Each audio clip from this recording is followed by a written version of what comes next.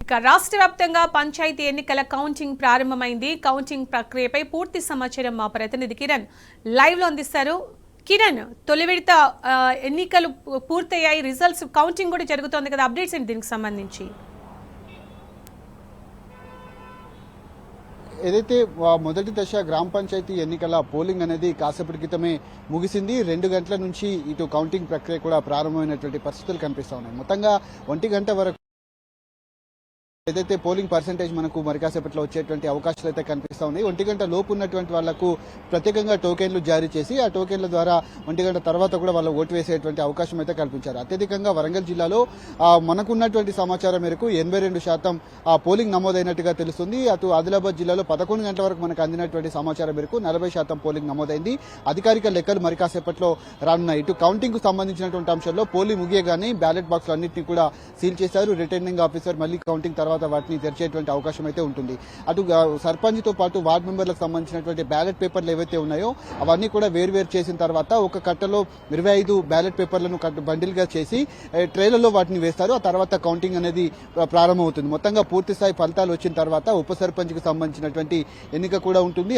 ఇదే రోజు పోలింగ్ ఏదైతే ఉప సర్పంచ్ కి సంబంధించినటువంటి ఆ పోలింగ్ కూడా ఫలితాలను కూడా ప్రకటిస్తారు. మొత్తంగా ఆ మొదటి దశ పోలింగ్ లో అయితే 1-2 అయితే పోలింగ్ కొనసాగింది. అటు శంషాబాద్ జిల్లాలో ఉన్నటువంటి పెద్ద షాపూర్లో తాను వేయాల్సినటువంటి అభ్యర్థి కాకుండా వేరే అభ్యర్థికి ఓటు వేశానంటూ ఒక ఓటర్ అయితే ఆ ఓటు వేయడంతో ఆ బ్యాలెట్ పేపర్ ను చించి పడేసినటువంటి ఘటనలో పోలీసులు కేసు నమోదు చేసి తనను అరెస్ట్ చేసినటువంటి ఘటనలు అయితే కనిపించాయి.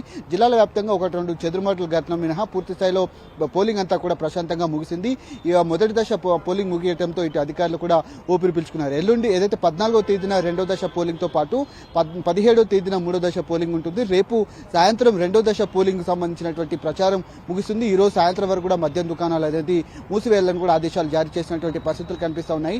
పోలింగ్ పర్సెంటేజ్ కు సంబంధించి ఇంకా మిగతా ఓటర్లు ఎవరైతే 1 గంట తర్వాత ఉన్నారో వాళ్ళంతా ఓటు వేసిన తర్వాత రిటర్నింగ్ ఆఫీసుల నుంచి పూర్తి స్థాయిలో సమాచారం వచ్చిన తర్వాత పోలింగ్ పర్సెంటేజ్ ను కూడా ప్రకటించేటువంటి అవకాశాలు అయితే మనకు కనిపిస్తా ఉన్నాయి. ఓవరాల్ గా 72 నుంచి 74% పోలింగ్ రాష్ట్ర వ్యాప్తంగా మొదటి దశలో నమోదైనట్టుగా మనకు సమాచారం అయితే అందుతుంది. కౌంటింగ్ ప్రక్రియ కూడా ప్రారంభమైనటువంటి నేపథ్యంలో జిల్లాల వ్యాప్తంగా కొంత పండుగ వాతావరణం అయితే పంచాయతీ ఎన్నికల్లో కనిపించింది.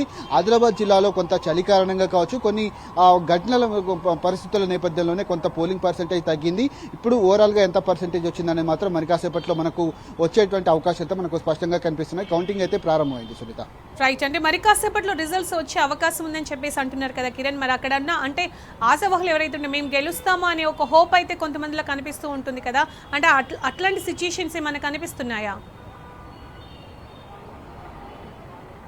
ఖచ్చితంగా, ఎందుకంటే కొంత హోరాహోరీ ప్రచారం అనేది వారం రోజుల పాటు నిర్వహించారు. అభ్యర్థులు ఎవరికి వారే తాము గెలుస్తారు పరిస్థితులు కనిపిస్తా ఉన్నాయి. ఇప్పటికే కొన్ని ఏకగ్రీవాలు కూడా అయినటువంటి పరిస్థితులు మనకు కనిపించాడు. సర్పంచ్ అభ్యర్థులు కావచ్చు, వార్డు మెంబర్ అభ్యర్థులు కావచ్చు, తమ అదృష్టాన్ని పరీక్షించుకునేందుకు ఈసారి బరిలో నిలిచినటువంటి పరిస్థితి కనిపించింది. ఈసారి ఎక్కువ మొత్తంలో యువత కూడా ఎన్నికల్లో కూడా పోటీ చేస్తున్నటువంటి నేపథ్యంలో కౌంటింగ్ ప్రక్రియ ప్రారంభం కాగానే కేవలం 2-3 గంటల్లోనే పూర్తి స్థాయి ఫలితాలు వచ్చేటువంటి అవకాశాలు అయితే మనకు కనిపిస్తా ఉన్నాయి. ఆ ఫలితాలు రాగానే ఇటు ఎన్నికల కమిషన్ కు వాటికి సంబంధించినటువంటి వివరాలన్నీ కూడా జిల్లాల నుంచి వచ్చేటువంటి అవకాశాలు అయితే మనకు కనిపిస్తా ఉన్నాయి. ఇటు విజయోత్సవ ర్యాలీల పైన కొన్ని ఆంక్షలు ఉన్నాయి, కానీ కొంతమంది ఖచ్చితంగా విజయోత్సవ ర్యాలీలు చేసేటువంటి అవకాశం ఉన్న నేపథ్యంలో బందోబస్తు కూడా కొనసాగుతుందంటూ అధికారులు అయితే చెప్తున్నటువంటి పరిస్థితులు కనిపిస్తా ఉన్నాయి. Right Kiran, thank you.